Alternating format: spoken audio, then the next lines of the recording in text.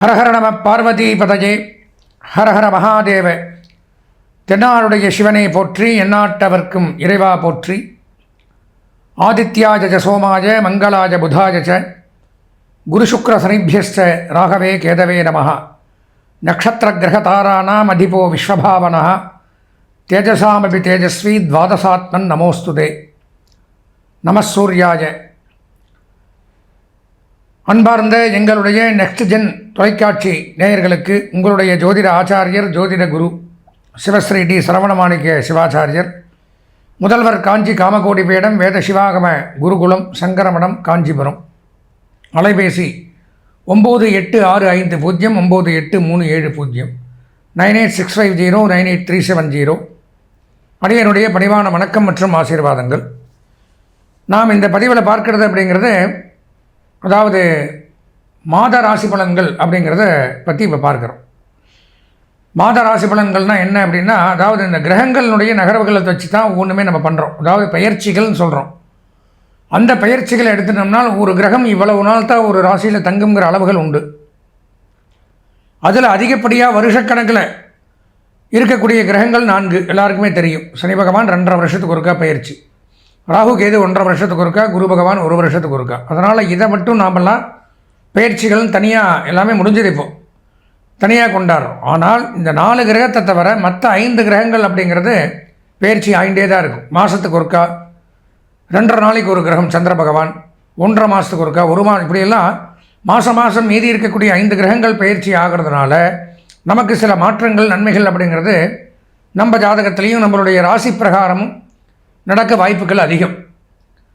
இப்போது தினபலன்கள் அப்படிங்கிறத சொல்கிறோம். அன்னைக்கு கிரகம் எங்கே இருக்குது அப்படிங்கிறத, சந்திரன் எங்கே இருக்குதுன்னு வச்சு சில பேர் சொல்லலாம். வார பலன்கள்ங்கிறதையும் சொல்லலாம்.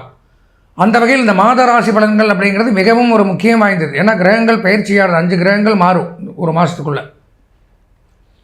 அப்படி வைத்து பார்க்கும் பொழுது முழுமையான பலன்கள் அப்படிங்கிறது ஓரளவு நம்ம தெரிஞ்சுக்கலாம். அந்த வகையில் பார்க்கும் பொழுது நாம் இப்போ பார்க்குறது அப்படிங்கிறது மங்களகரமான விஸ்வாவசு வருஷம் ஆனி மாதம் 2025ஆம் ஆண்டு ஆனி மாதத்திற்குண்டான பலாபலன்களை பற்றி தான் இந்த 12 ராசிகளுக்கும் எப்படி இருக்கும், என்னென்ன பண்ணலாம் அப்படிங்கிறத பார்க்குறோம். பார்ப்பதற்கு முன்பாக நாம் இந்த மாதத்தில் வரக்கூடிய முக்கியமான விசேஷ தினங்கள், விரத நாட்கள், அனுஷ்டிக்க வேண்டிய முறைகள், இதெல்லாம் பற்றி தெரிஞ்சுட்டு தனித்தனியாக இந்த 12 ராசிகளுக்கு உண்டான பலாபலன்களை விரிவாக காண்போம். ஆனி மாதத்தில் வரக்கூடிய விரதங்கள் மற்றும் விசேஷ தினங்களை பார்ப்போம். ஆனி மாதம் 8ஆம் நாள் 22/6/2025 ஞாயிற்றுக்கிழமை கிருத்திகை, முருகப்பெருமானுக்கு உகந்த தினம். முருக பக்தர்கள் விரதங்கள் அனுஷ்டிப்பது மிகவும் நல்லது. ஆனி மாதம் 9ஆம் நாள் 23/6/2025 திங்கட்கிழமை பிரதோஷம், சோமவார பிரதோஷம், ரொம்ப விசேஷம். திங்கட்கிழமை பிரதோஷம் வர்றது. சிவபெருமானை நோக்கி விரதங்கள் அனுஷ்டித்து சிவபெருமான் வழிபாடு மாலை வேளையில் செய்கிறது மிகவும் சிறந்தது. ஆனி மாதம் 11ஆம் நாள் 25/6/2025 புதன்கிழமை அமாவாசை, பிதர்கள் முன்னோர்கள் நினச்சி தர்ப்பணங்கள் கொடுக்கறது அப்படிங்கிறது விசேஷம் அன்னைக்கு. ஆனி மாதம் 14ஆம் நாள் 28/6/2025 சனிக்கிழமை வளர்பிறை சதுர்த்தி, விநாயகப் பெருமானுக்கு உகந்த தினம். ஆனி மாதம் 16ஆம் நாள் 30/6/2025 திங்கட்கிழமை சுக்ல சஷ்டி, சஷ்டி விரதம் அப்படிங்கிறது ரொம்ப சிறப்பு வாய்ந்தது. அன்றைக்கி குமார சஷ்டின்னு கூட சொல்லுவாங்க. குழந்தை இல்லாதவர்கள் இந்த வருஷம் ஆனி மாதத்தில் குமார சஷ்டி அன்னைக்கு விரதம் இருந்தால், சஷ்டியில் இருந்தால் அகப்பையில் வரும்பாங்க. அதுக்கு தான் மாற்றி சஷ்டியில் இருந்தால் அகப்பையில் வரும்னு மாற்றி சொல்லுவாங்க. சஷ்டியில் விரதம் இருந்தால், அகம்னா நம்ம சரீரம், உடல், அந்த பையில் உடலில் இருக்கிற பைங்கிறதா கர்ப்பப்பை. சஷ்டியில் விரதம் இருந்தால் கர்ப்பப்பையில் குழந்தை வரும் அப்படிங்கிறது தான் வாக்கியம். ஆனால் இந்த சஷ்டி விரதம் அப்படிங்கிறது இருந்தால் முருகப்பெருமானே வந்து பிறப்பார் அப்படிங்கிறது ஒரு ஐதீகம். அதனால் அந்த விரதம் அப்படிங்கிறது அன்றைய தினம் அனுஷ்டிக்க வேண்டியது. ஆனி மாதம் 18ஆம் நாள் 2/7/2025 புதன்கிழமை ஆனி திருமஞ்சனம், நடராஜ பெருமானுக்கு அபிஷேகம், அதே மாதிரி ஆருத்ரா தரிசனம், ஆருத்ரா அபிஷேகம் சொல்லுவாங்க.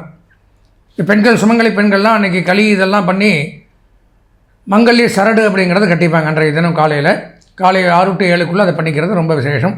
வருஷத்தில் 6 அபிஷேகம் வரும். அதில் மார்கழியில் வர்றதும் ஆணியில் வர்றதும் ரொம்ப விசேஷம். அப்போது ஆணி திருமஞ்சனம்னு இதை சொல்லுவாங்க. மார்கழியில் வர்றது ஆருத்ரா தரிசனம்னு சொல்லுவாங்க. ஆனி மாதம் 22ஆம் நாள் 6/7/2025 ஞாயிற்றுக்கிழமை சுக்ல ஏகாதசி விரதம் இருக்கிறவங்க அன்றைக்கி இருக்கலாம். குரு உதயம் அன்றைய தினம் குரு பகவான் அஸ்தமனம் ஆயிருந்தால் அன்றைக்கி உதயமாறார். ஆனி மாதம் 24ஆம் நாள் 8/7/2025 செவ்வாய்க்கிழமை பிரதோஷம். ஆனி மாதம் 26/10/7/2025 வியாழக்கிழமை என்று பௌர்ணமி அம்பாள் விசேஷம். ஆனி மாதம் 30ஆம் நாள் 14/7/2025 திங்கட்கிழமை சங்கடகர சதுர்த்தி, விநாயகர் விரதம் இருக்க வேண்டிய நாள். ஆனி மாதம் 32ஆம் நாள் கடைசி தினம் 16/7/2025 புதன்கிழமை தேய்பிரை சஷ்டி. இதெல்லாம் இந்த ஆனி மாதத்தில் வரக்கூடிய விரதங்களும் விசேஷங்களும் நேயர்கள் அனுஷ்டித்து அருள் பெற வேண்டுகிறோம். அன்பார்ந்த மகம், பூரம், உத்தரம் ஆகிய நட்சத்திரத்தில் பிறந்த சிம்மராசி நேயர்கள் தங்களுக்கு இந்த மாதம்னா என்ன, மங்களகரமான விஸ்வாவச வருஷம் ஆனி மாதம் 2025 வருடம். ஆனி மாதத்தில் எப்படி இருக்க போகுது? கடந்த மாதத்தில் பல இன்னல்களை சந்திச்சிருக்கலாம், நன்மையும் சந்திச்சிருக்கலாம். சரி, இந்த மாதம் எப்படி இருக்குது அப்படிங்கிறத தான் இந்த பதிவில் பார்க்குறோம். இந்த மாதத்தில் பார்த்தோம்னா, அதாவது தங்களுடைய ராசியிலே செவ்வாய் கேது செஞ்சிருக்கிறது. அது நன்மையான்னு பார்த்தா நன்மை அல்ல. ஏன்னா ராசியில் கேது இருக்கிறது அப்படிங்கிறது ஜென்ம கேது, கூட செவ்வாய் வேறு. வீண் பழி பாவங்களுக்கு ஆளாகிறது. கேது இருந்தாலும் ஏது இருந்தாலும் ஏது திசை ஏது கிரகம் இருந்தாலும் பிரச்சனை இல்லை. கேது இருந்தால் வச்சு செஞ்சிருவார். ராசியிலே வேறு இருக்கார், இன்னும் 1.5 வருஷத்துக்கு அதில் தான் இருப்பார். அப்போ வீண் பழி பாவங்கள், அபவாதங்கள், மரியாதை குறைவான இடங்களில் நம்ம நடத்தப்படுதல், தாழ்மைப்படுதல் இருந்து இவ்வளோ நாளாக சேர்த்து வச்ச பெயர் புகழ் இதெல்லாம் அழிஞ்சு போகிறது. தேவையில்லாத ஒரு வம்பு வழக்கு சிக்கல், யாருக்காவது உதவி பண்ண போய் என்ன பாட்டு வரும்னா, கேது தேவே கீர்த்தி திருவே பாதம் போற்றி பாபம் தீர்ப்பாய் வாதம் வம்பு வழக்கு. இதுதான் அவருடைய வேலை. தேவையில்லாத பிரச்சனைக்கு போய் மாட்டுவோம். அதெல்லாம் வரும். அதனால் கொஞ்சம் நீதிமன்ற பிரச்சனைகள் கூட வரலாம். கொஞ்சம் எச்சரிக்கையாக. கூட செவ்வாய் இருக்கிறதுனால உடல் நலத்தில் கவனம் கண்டிப்பாக தேவை. வயிறு சம்பந்தமான பிரச்சனை, மென்சஸ் ப்ராப்ளம், கர்ப்பப்பை கோளாறு அப்படிங்கிறத கண்டிப்பாக கொடுப்பார். பெண்களாக இருந்தால், ஆண்களாக இருந்தாலும் வயிறு சம்பந்தமான நோய்கள், நரம்பு கோளாறுகள் இதெல்லாம் ஏற்படும். உடல் நலத்திலையும் தேவையில்லாத பிரச்சனைகள்லையும் நம்ம ஈடுபடக்கூடாது, கவனம் செலுத்தணும். அதே மாதிரி பார்த்திங்கன்னா, சில பேருக்கு பூமி, மனை, வீடு லாபம். வீடு கட்டலாம், வீடு வாங்கலாம், கட்டிய வீட்டை வாங்கி கிரகப்பிரவேசம் பண்ணலாம். அதுக்கு யோகங்கள் உண்டு. 2ஆம் இடத்துல ஒன்றும் இல்லை, 3ஆம் இடத்துல ஒன்றும் இல்லை, 4ல் ஒன்றும் இல்லை, 5ல் ஒன்றும் இல்லை, 6ல் ஒன்றும் இல்லை, 7ல் ராகு. 7ஆம் இடத்துல ராகு அப்படிங்கிறது கலத்திரஸ்தானம், திருமணஸ்தானத்தில் ராகு. கணவன் மனைவிக்குள்ள கருத்து வேறுபாடுகள், திருமண தடை பிரச்சனைகள் இந்த மாதிரியெல்லாம் ஏற்படும்.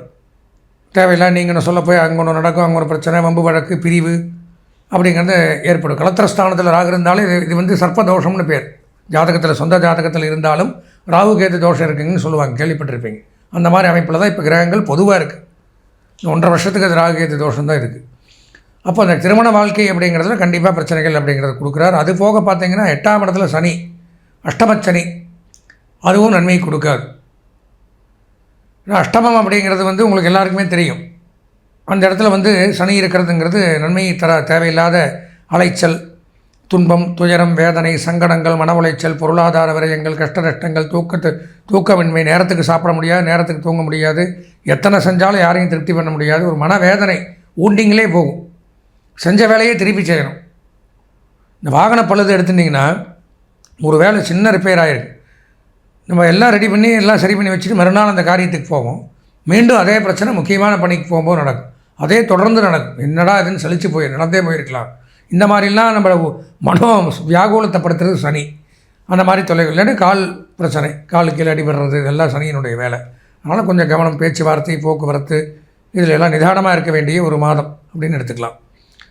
பட் 9ஆம் இடத்துல சுக்கிரன், யோகம், பாக்கியம், வருமானத்துக்கு குறை இருக்காது. ஏதோ ஒரு வகையில் வருமானம் வந்துகிட்டே இருக்கும். பொன் பொருள், ஆடை, ஆபரணங்கள், வஸ்திரங்கள் சேர்க்கை அப்படிங்கிறத எடுத்துக்கலாம். குறிப்பாக வங்கி, நிதி நிறுவனங்கள், ஃபினான்ஸ் டிபார்ட்மெண்ட், கொடுக்கல் வாங்கல், ஆடை ஆபரண தொழில் பண்ணக்கூடியவர்கள், ஆபரணங்கள் செய்யக்கூடியவர்கள், ஆடை தயாரிக்கக்கூடியவர்கள், இதெல்லாமே அதில் வந்துடும். தனித்தனியாக சொல்ல முடியாது. இவங்களுக்கு எல்லாத்துக்குமே இந்த மாதம் சிறப்பு. 11ஆம் இடத்துல ராசிநாதன் குருவோடு சேர்ந்திருக்கார். அது அதை விட சிறப்பு. லாபஸ்தானத்தில் ஒரு உயர்ந்த பதவி கிடைக்கும். இடமாற்றம், உத்தியோகத்தில் பதவி மாற்றம் கிடச்சி ஒரு பெரிய போஸ்ட் இருக்கிறத விட ஒரு பதவியில், ஏன்னா குருவும் சூரியனும் தான் அந்த பதவியை உயர்ந்த பதவி கொடுக்குறது. அது இருக்கக்கூடிய இடம் ராசிநாதன் வேறு. சிம்மத்துக்கு ராசிநாதன் யார்? சூரியன். அவர் குருவோடு சேர்ந்து 11ல் இருக்கார். அப்போ நீங்களே எதிர்பார்க்காத ஒரு பதவி அப்படிங்கிறது கிடைக்கும். தலைமை பொறுப்பு, ஒரு டிபார்ட்மெண்ட்டுக்கு head of the department, team leading, இதெல்லாம் கிடைக்கும். ஏன்னா குரு இருக்கார் கூட. அந்த மாதிரி அமைப்புகள் அதெல்லாம் ஏற்படும். தகப்பனாருக்கு நன்மைகள் ஏற்படும். அப்பாவளி சொத்துக்கள் கிடைக்கும். வீடு மனை வாகனம் வாங்கக்கூடிய அமைப்புகள் உண்டாகும். பொருளாதார ரீதியாக நன்மைகள். 12ஆம் இடத்துல புதன் விரயஸ்தானத்தில். ஆனால் எவ்வளோ சம்பாதிச்சாலும் அதை சேமிக்க முடியாது. இந்த பக்கம் இந்த கையில் வாங்குவீங்க, அந்த கையில் செலவாயிடும். ஏன்னா 12ல் புதன் வந்து சேமிப்புக்காரகன் மறைஞ்சு போயிடுறார். திறமையை வெளிப்படுத்தணும், அது வெளிப்படுத்த முடியாமல் போயிடுது. ஏன்னா புதன் தான் திறமையை வெளிப்படுத்தக்கூடியவர். அதனால் எவ்வளவு பாடுபட்டுனாச்சும் நம்மளுடைய திறமையை நம்ம காமிச்சா தான் முன்னேற முடியும். பொதுவாக சிம்மராசின்னு எடுத்துட்டால் இந்த மாத பலாபலங்கள் ஒரு 80% நல்லா இருக்குன்னு எடுத்துக்கலாம். பார்த்திங்கன்னா கல்வி பயிலக்கூடிய மாணவர்களுக்கு 90% நன்மைகள். கலைத்துறை, அரசியல்வாதிகள், பெண்களுக்கு 80% நன்மைகள். சுய தொழில், உத்தியோகம், வியாபாரம், விவசாயம் செய்யக்கூடியவர்களுக்கு 90% நன்மைகள் ஏற்படுது. இந்த மாதம் முக்கியமான பணிகளை தவிர்க்க வேண்டிய சந்திராஷ்டம தினம் சிம்மராசின்னு பார்த்திங்கன்னா ஆனி மாதம் 2 சந்திராஷ்டமம். ஆனி மாதம் 4ஆம் நாள் புதன்கிழமை மாலை 4:16 முதல் ஆனி மாதம் 6ஆம் நாள் வெள்ளிக்கிழமை இரவு 7:06 வரை ஒரு சந்திராஷ்டமம். ஆனி மாதம் 31ஆம் நாள் செவ்வாய்க்கிழமை இரவு 12:30 முதல் ஆடி 2ஆம் தேதி வரைக்கும் சந்திராஷ்டமம். இந்த நேரத்தில் முக்கியமான பணிகளை தவிர்த்து இறை வழிபாடு மேற்கொள்ளணும்.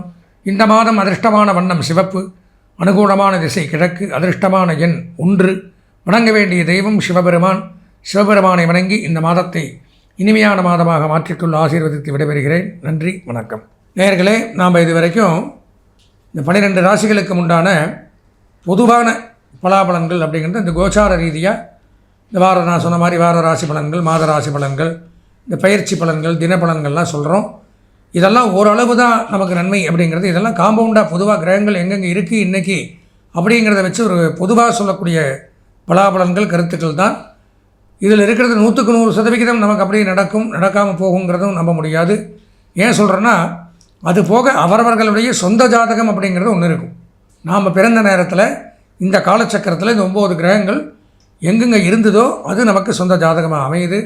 அந்த சொந்த ஜாதகத்தில் கிரகங்கள் எங்கெங்கே இருக்குது, என்ன தசா புத்தி இப்போ நமக்கு நடக்குது, அதெல்லாம் வச்சு பார்க்கும்பொழுது தான் நம்மளுடைய அன்றாட தினப்பலன்களையும் நம்மளுடைய எதிர்காலங்களையும் மிகச்சிறப்பாக, தெளிவாக, துல்லியமாக தெரிந்து கொள்ள முடியும்.